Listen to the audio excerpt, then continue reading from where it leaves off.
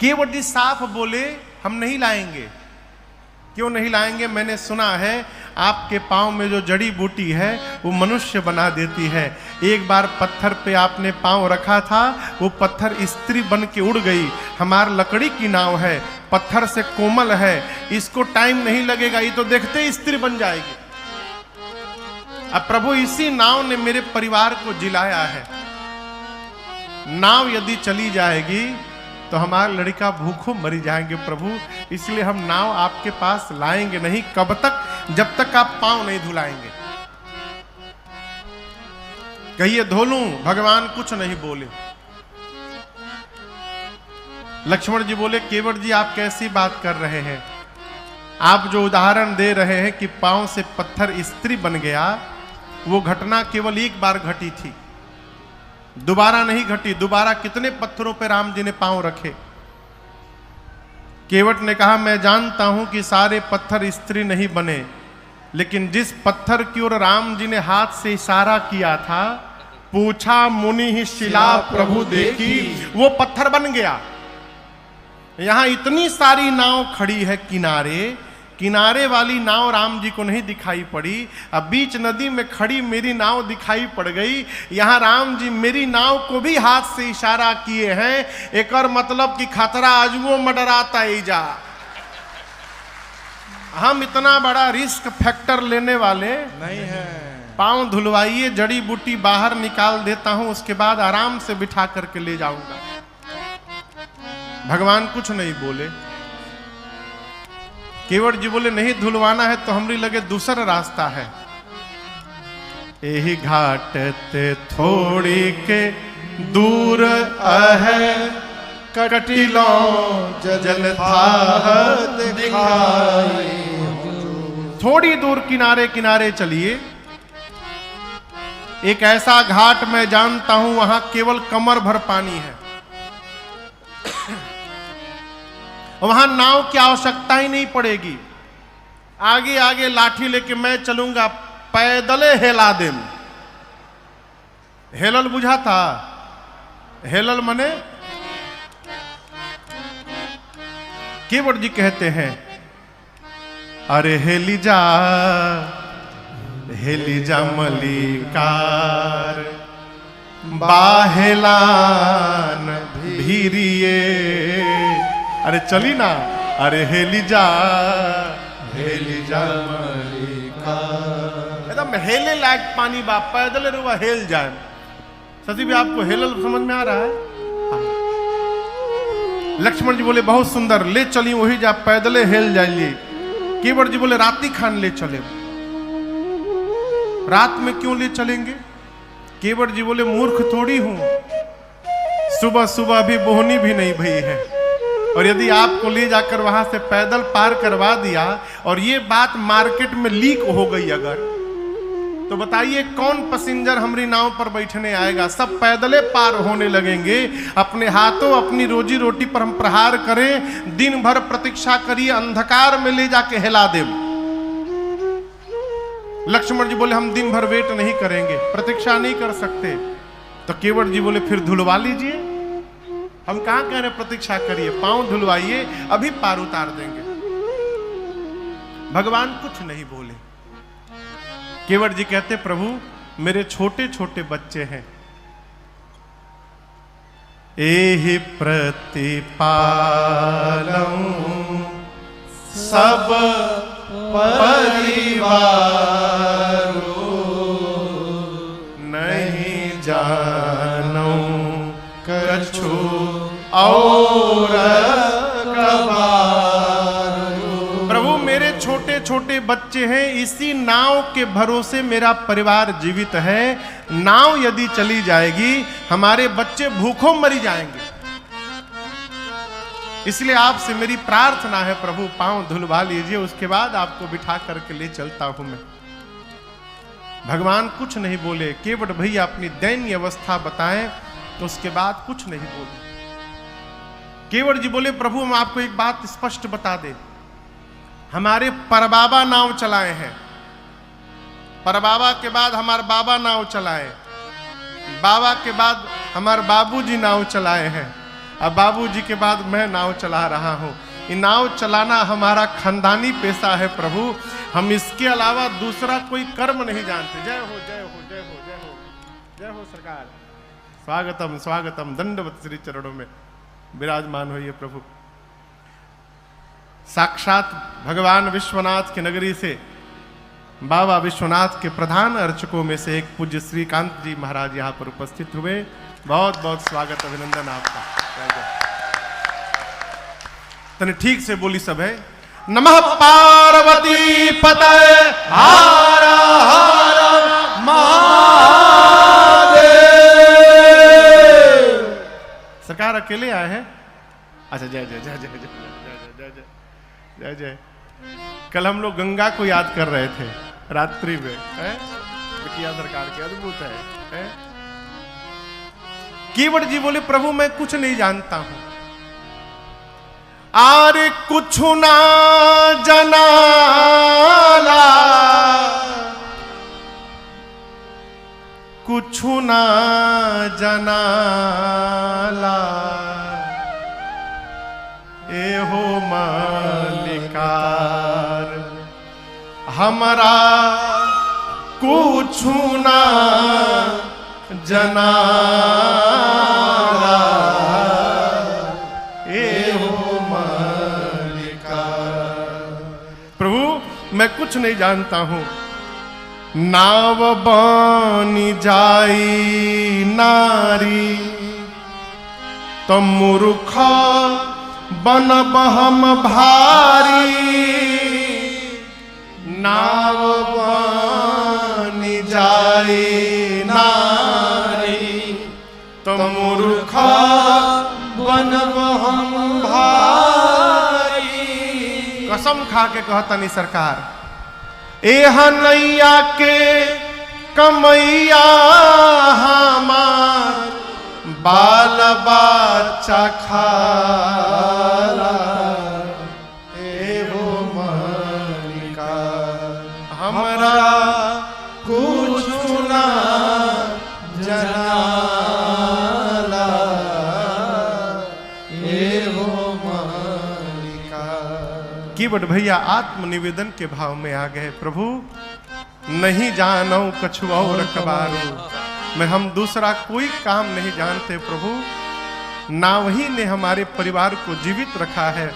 नाव यदि चली जाएगी हमारे बच्चे भूखों मरी जाएंगे।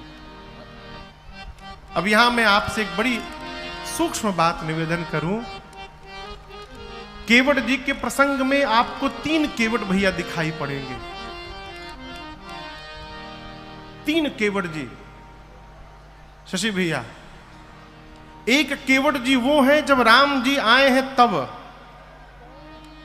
वो केवट जी कौन है? वो केवट जी चाहते हैं कि भगवान की सेवा करूंगा, नाव से उस पार ले जाऊंगा तो भगवान हमको कुछ देंगे, और जो देंगे उससे रात में भोजन जाएगा घर में। इसलिए कहते प्रभु इस नाव ने मेरे परिवार को जीवित करके रखा है, नाव चली जाएगी तो भूखों मर जाएंगे बच्चे। थोड़ी देर भगवान से दर्शन हुआ, भगवान से वार्ता भई, यहां थोड़ा साफ हुआ। अब कहते प्रभु पांव धोऊंगा, नाव पर बिठाऊंगा और आपको गंगा पार पहुंचाऊंगा, और सौगंध लेकर कहता हूं आपके और आपके पिताजी की, आपसे कुछ मांगूंगा नहीं, ऐसे ही पार उतार के चला आऊंगा। कुछ नहीं चाहिए आपसे। इसका क्या अर्थ है कि मैं पार उतारूंगा, मांगूंगा नहीं आपसे। आप देंगे तो ले लेंगे और नहीं दीजिएगा तो चुपचाप चले आएंगे, आपको हम परेशान नहीं करेंगे प्रभु। लक्ष्मण जी निकाल लिए बाण। केवट जी कहते हैं मैं बाण से डरने वाला नहीं हूं, मारना चाहते हैं तो भी मार दीजिए, जब तक पांव धोऊंगा नहीं तब तक आपको पार उतारने वाला नहीं हूं।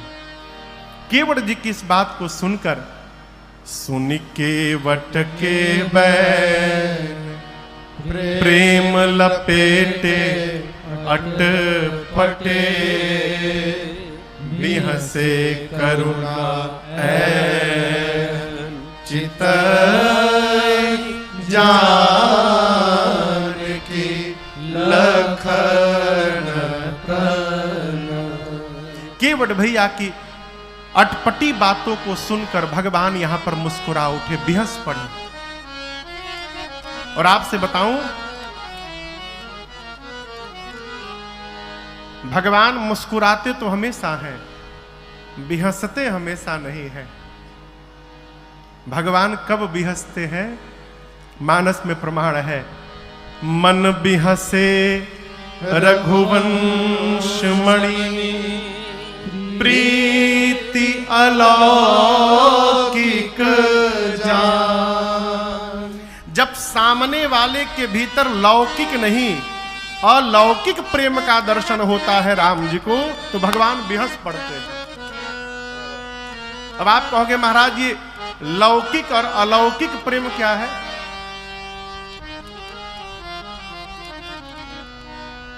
बाबूजी आप बैठ जाइए, आप बैठ जाइए, हमको डिस्टर्ब हो रहा है बार बार आने जाने से। जगरा प्यास लगी खुदे जाके पी ली बहरा।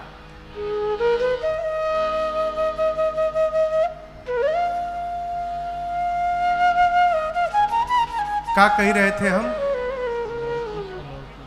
लौकिक और अलौकिक। भगवान लौकिक प्रेम देखकर नहीं हंसते, भगवान अलौकिक प्रेम देखकर भी हंसते हैं।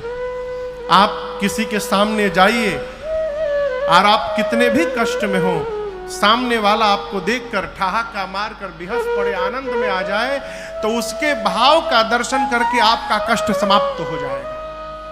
आपको लगेगा नहीं प्रसन्न मुद्रा में है, आज मेरी समस्या समाप्त हो गई। भगवान ये अब आप पूछिएगा महाराज ये अलौकिक प्रेम क्या है? जिस प्रेम में चाह होती है, जिस प्रेम में मांग होती है, वो लौकिक प्रेम है। और जिस प्रेम में अर्पण होता है, जिस प्रेम में तर्पण होता है, और जिस प्रेम में आत्मसमर्पण होता है, वो अलौकिक प्रेम होता है। अलौकिक प्रेम करने वाला मांगेगा नहीं। एकदम प्रैक्टिकल भाव से आपको समझा रहा हूं। आप जिसको प्रेम करेंगे उससे कुछ लेंगे नहीं, हमेशा उसको देने का व्यवहार बना के रखेंगे। यदि आप किसी को प्रेम करते और यहां से काशी जाना है, तो आप प्रयास करेंगे कि उनका रुपया खर्चा ना हो, आपन टिकट से उनको लेकर जाएंगे, क्योंकि आप प्रेम करते हैं। आपके पास नहीं होगा तो आप कर्जा लेकर जाएंगे। लोग कहते हैं भगवान को प्रेम करते हैं, वो प्रेम कैसा है जहां जाकर दिन रात मांगते रहते हैं? भगवान ने बिना मांगे क्या क्या नहीं दिया है। केवट जी ने जब ये कहा कि प्रभु पार उतारूंगा, भले गरीब हूं, घर में दाने दाने की आफत है, लेकिन सत्य मानिए सौगंध लेकर कहता हूं मैं पार उतारूंगा और आपसे कुछ मांगूंगा नहीं।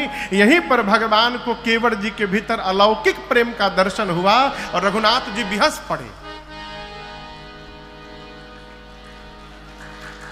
सुन केवट के बैन प्रेम में लपेटे अटपटे, बिहसे करुणा है चिताई जान की लखन। भगवान बिहसे तो लक्ष्मण जी और सीता मैया की ओर देखे। महापुरुषों ने कई भाव दिए हैं। इधर क्यों देखे? लक्ष्मण जी और मेरी मां जानकी जी दोनों भगवान की सेवा को बांटे हुए थे। बाम भाग की सेवा मेरी मां करती थी बाएं पांव की, और दाहिने पांव की सेवा लक्ष्मण भैया करते थे। सीता मैया लक्ष्मण जी को बायां पांव छूने नहीं देती थी, आप अपने भाग की सेवा करिए, और लक्ष्मण जी मां को दाहिना पांव छूने नहीं देते थे। भगवान दोनों की ओर देखकर मुस्कुराए, मानो कहना चाहते हो आपको स्पर्श करने वाले हैं और आप लोग कुछ नहीं कर पाएंगे, मूक दर्शक रहेंगे। भगवान ने देखा है, यही भगवान की करुणा है। भगवान भगत के प्रेम में अपना सारा नियम बदलने को तैयार हो जाते हैं, है? करुणा निधान सरकार ने केवट पर करुणा कर दी। अरे करुणा निधान रउआ जगत के दाता है। करुणा निधान रउआ जगत के दाता है। श्री भगवान रउआ जगत के दाता है। श्री भगवान रउआ जगत के दाता है।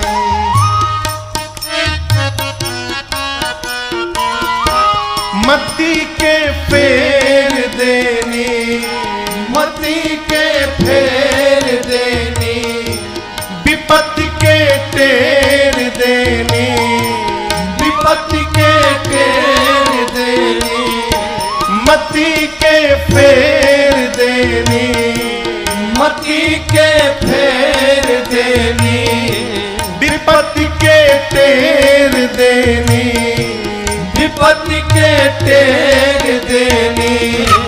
के बा समान रउआ जगत के दाता है।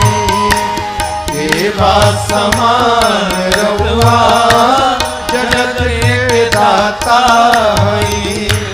करुणा निधान रउआ जगत के दाता है। करुणा निधान रउआ जगत के दाता है।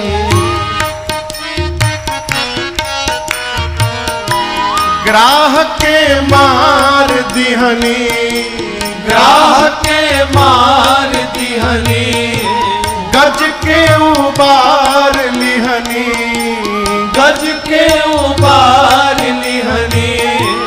ग्राह के मार दिहनी, ग्राह के मार दिहनी, गज के उबार लिहनी, गज के उबार लिहनी।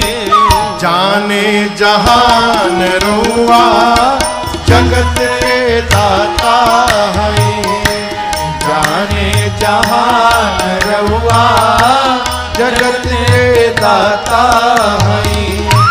करुणा निधान रउआ जगत के दाता है।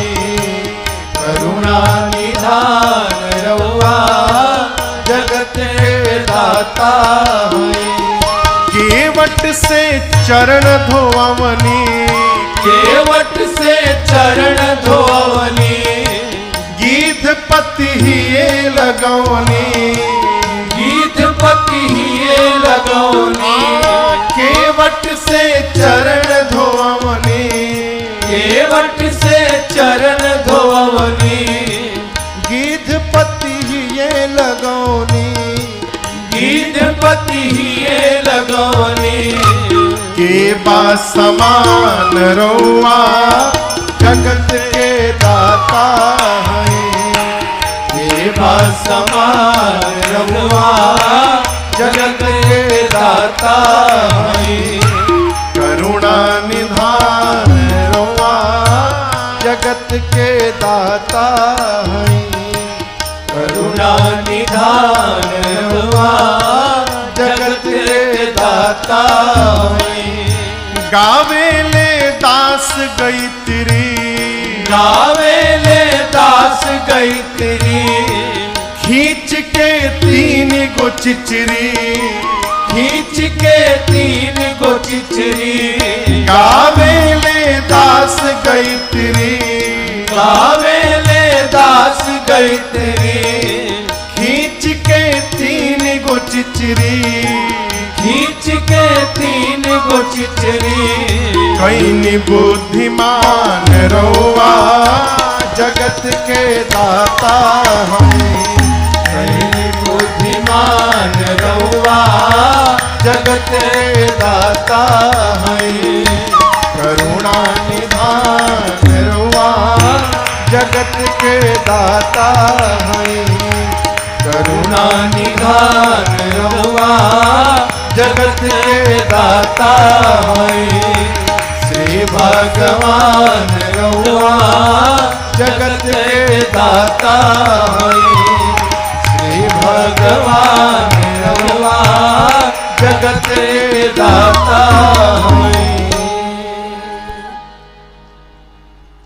अरे जाने जहान रहुआ जगत के दाता। प्रभु ने केवट भैया पर कृपा की और कहा केवट जी जाइए शीघ्र जल लाइए और मेरे चरणों को पखार करके मुझे गंगा के उस पार पहुंचाइए। केवट भैया गए, जल लाए, पद पखारी जलपान करी आप सहित परिवार, पितर उपहार करी प्रभु पुनि मुदित गयो ले पार। आपसे निवेदन किया था 2 दिन पहले मैंने, संतान डॉक्टर इंजीनियर वैज्ञानिक बने चाहे न बने, संतान को भगवान का भक्त अवश्य बनवाइए। सब बन गया, भगत नहीं बन पाया तो सब बनना व्यर्थ है। पुराण भगवान कहते हैं कुल में यदि एक भगवान का भक्त आ जाए तो एक भक्त 21 पीढ़ी को तार के रख देता है। कितना पीढ़ी? 21 पीढ़ी। शशि बाबू, 10 पीछे की पीढ़ी, 10 आगे आने वाली पीढ़ी और एक वो जिसमें उसने जन्म लिया है। एक भगवान का भक्त 21 पीढ़ी को तारता है। केवट जी अपने पान किए, फिर बोले प्रभु हमारा लड़का मेहरारू बच गए हैं, थोड़ा एक बार धुला लीजिएगा तो इनको प्रसाद मिल जाएगा। आपको बताऊं, मैंने ऐसा सुना है कि केवट जी से पहले सरकार पांव पखार करके घर में छिड़कने की प्रथा थी। मानस में प्रमाण है। हिमांचल जी के नगर में जब पार्वती मैया के जन्म के बाद श्री नारद जी महाराज आए हैं तो हिमांचल जी ने नारद जी के चरणों को पखार करके अब पूरे घर में छिड़कवाया है। लेकिन पांव पखारने के बाद उस चरणामृत को पान करने की जो विधा है, इस विधा के जनक है हमारे केवट भैया जी। इनसे ये प्रथा प्रारंभ हुई कि पांव पखार करके पान किया जाए। अपने पान किए, दोबारा धुलवाएं, पूरे परिवार। आप कल्पना करिए, छोटे छोटे बच्चे केवट भैया के, उनको पता नहीं कि कैसे चरणामृत पान किया जाता है। चरणामृत कैसे लेते हैं पता है? कैसे लेते हैं? ऐसे लेते हैं चरणामृत, ऐसे।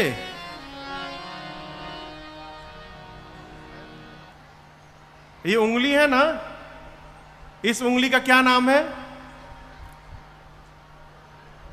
क्या नाम है? तर्जनी। अंगुष्ठ को तर्जनी के मूल में लाइए और ऐसे इसको मोड़िए तो यहां देखिए गड्ढा हो गया। ये गौ मैया का कान बन गया सरकार, ये गौ कर्ण बन गया। अंगुष्ठ को तर्जनी के मूल में ले आइए, इसको ऐसे मोड़िए, यहां गड्ढा हो गया। अब इसमें चरणामृत लीजिए और ये ब्रह्मरंध्र है, यहां से पान करना चाहिए, वो भी धीरे से, आवाज ना हो। कई लोग पियत हैं तो पूरा मोहल्ला सुनता है।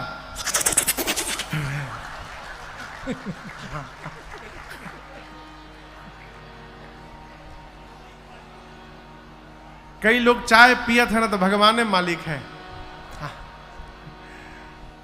ऐसे पान करिए कि आवाज न निकले, धीरे से पान करिए। चरणामृत पान करने के बाद हाथ नहीं धोया जाता है, उस अमृत को अपने शरीर में उसको पोंछ लीजिए, ऐसे पोंछ लीजिए। पंचामृत पान करने के बाद हाथ धोना चाहिए, लेकिन चरणामृत पान करें तो हाथ न धोवे, उसको शरीर में पोंछ लीजिए। केवट भैया इस विधा के जनक है। केवट जी के परिवार के बच्चों को पता नहीं है कि कैसे चरणामृत लेना चाहिए। केवट जी उस चरणामृत को लेकर अपने हाथों से बच्चों का मुख खोलकर और बच्चों के मुख में चरणामृत डाल रहे हैं। रघुनाथ जी खड़े खड़े इस दृश्य को देख रहे हैं। केवट जी ने तो पूरे परिवार को तार दिया। आप सहित परिवार, पूरे परिवार को पान करा दिया। राम जी बोले कोई छूटा नहीं है ना केवट जी? बोले प्रभु छूटे तो बहुत लोग हैं। राम जी बोले दिखाई तो कोई नहीं दे रहा है। केवट जी बोले प्रभु आप देख नहीं पाए इसलिए तो सब छूट गए हैं, आप देख लिए होते तो सब कब के पार हो गए होते, आपकी दृष्टि नहीं पड़ी इसलिए सब छूटे हुए हैं। राम जी बोले कौन बचा है?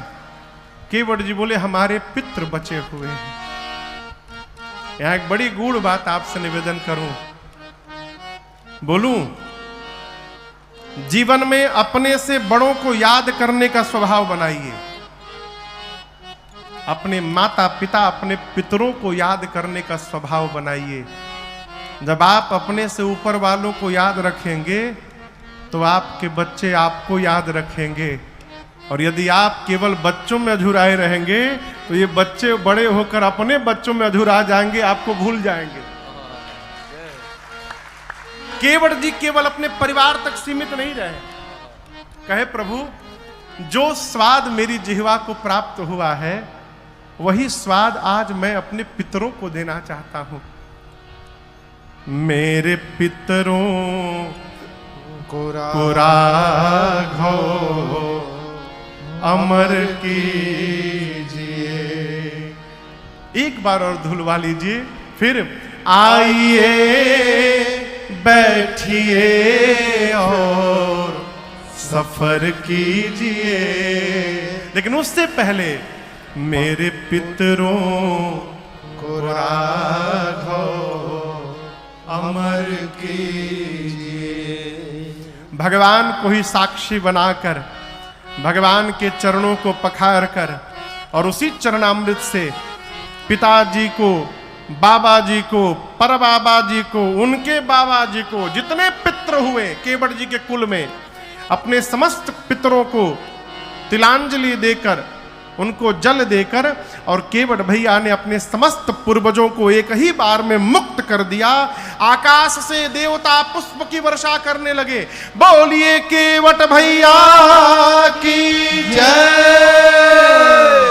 देवता केवट भैया के ऊपर बरस सुमन सुर सकल सिहाही, यही सम पुण्य पुंज को नाही। देवता कहते हैं आज केवट जी से अधिक पुण्यशाली पुण्य पुंज पूरे संसार में दूसरा कोई नहीं है। अस्तु केवट जी के ऊपर पुष्प की वर्षा करके देवता जय जयकार करते हैं। केवट भैया पद पखार जलपान करी आप सहित परिवार, पितरु पार करी प्रभु पुनि मुदित गयऊं। उस पार लेकर गए। उत्तरी ठाढ़ भय सुर शरीरे ता, उत्तरी ठाढ़ भय सुर शरीरे ता। सिय राम गुह लखन समेता, सिय राम गुह लखन समेता। केवट उतरी दंडवत कीन्हा, केवट उतरी दंडवत कीन्हा। प्रभु ही सकुच नहीं कछु दीन्हा, प्रभु ही सकुच नहीं कछु दीन्हा, प्रभु ही सकुच नहीं कछु दीन्हा। केवट जी पार उतारे। पार उतरने के बाद सबसे पहले सीता मैया उतरी, फिर रघुनाथ जी उतरे, फिर निषाद राजगु उतरे, फिर लक्ष्मण भैया उतरे, और सबके उतरने के बाद अंत में हमारे केवट भैया उतरे। केवट जी उतरे, नाव को किनारे बांधे और दर्शन करिए। केवट जी सीधे भगवान के चरणों में प्रणिपात हो गए। केवट उतरे दंडवत कीन्हा, प्रभु ही सकुच ही नहीं कछु लीन्हा। केवट जी उतर कर भगवान के चरणों में लौट गए। और आप दर्शन करिए श्री रामचरितमानस जी में 2 बार ऐसी घटना घटी है कि जब किसी ने भगवान को दंडवत किया और राम जी ने उसको उठाया नहीं। एक बार यहां केवट जी को नहीं उठाए, और एक बार जब पहली बार श्री हनुमान जी महाराज भगवान को मिले, दंडवत किए, तो राम जी उठाए नहीं उनको। केवट जी को राम जी क्यों नहीं उठा रहे हैं? संकोच बस। ये संतान है, इसने कह दिया कि मैं कुछ नहीं लूंगा, मैं पिता हूं। कितना रो रहा था। घर में छोटे छोटे बच्चे हैं, नाव चलेगी तो घर में भोजन जाएगा, भोजन के अभाव में बच्चे भूखों मर जाएंगे। यदि मैं इनको उठा लिया तो मैं दूंगा क्या? भगवान के पास कुछ नहीं है देने के लिए। और रघुनाथ जी इसी संकोच में केवल केवट जी को देख रहे, उठा नहीं रहे। मां भगवान के स्वभाव को जानती है। मां सोचने लगी प्रभु उठा क्यों नहीं रहे हैं? संकोच में है क्या कि क्या दूंगी। तुरंत मां ने अपने हाथ से स्वर्ण मुद्रिका को निकाला और कहा प्रभु आप संकोच का त्याग करिए नाथ, केवट जी को आप ये मुद्रिका प्रदान कर दीजिए। स्वर्ण मुद्रिका है, इनकी सारी गरीबी दूर हो जाएगी। राम जी ने देखा, कहा आपने अपने हाथ से निकाल लिया। सीता मैया ने कहा प्रभु यही तो भ्रम है, ये मेरा हाथ नहीं है प्रभु। जिस दिन मेरे पिताश्री ने इस हाथ को आपके हाथ में समर्पित किया, उस दिन से ये आपका हाथ बन गया। ये आपका हाथ है और आप इसकी चिंता न करें। मेरे लिए मेरे जीवन के आभूषण आप हैं। आप केवट जी को मुद्रिका प्रदान करिए। वो मुद्रिका मेरी मां के ही हाथ में थी, राम जी लिए नहीं। राम जी केवट जी से बोले, केवट जी काहे वो कृपाल ले ही उतराई। राम जी बोले केवट जी आपकी मां उतराई दे रही है, स्वीकार करिए। केवट चरण गहे अकुलाई। अब तक केवट जी भगवान के चरणों में प्रणिपात हुए थे। जब राम जी ने कहा कि मां उतराई दे रही हैं, केवट जी व्याकुल होकर भगवान के चरणों में पकड़ लिए भाव में। केवट चरण गहे अकुलाई। अब जो केवट जी ने बात कही है, वो बात इस प्रसंग का सार तत्व है। आप कल्पना करिए, जिस केवट के घर में दाने दाने की आफत है। केवट जी से हमारी आपकी स्थिति अच्छी है ना? कपड़ा भी है, घर में भोजन भी है, सारी सुविधा भी है। उसके बाद भी हम भगवान के सामने जाते हैं तो बिना मांगे नहीं लौटते हैं। आज राम जी सामने से दे रहे हैं, केवट जी कह रहे प्रभु कुछ नहीं चाहिए। जीवन में ये बोल देना कि प्रभु कुछ नहीं चाहिए, यही भक्ति का प्रारंभ है।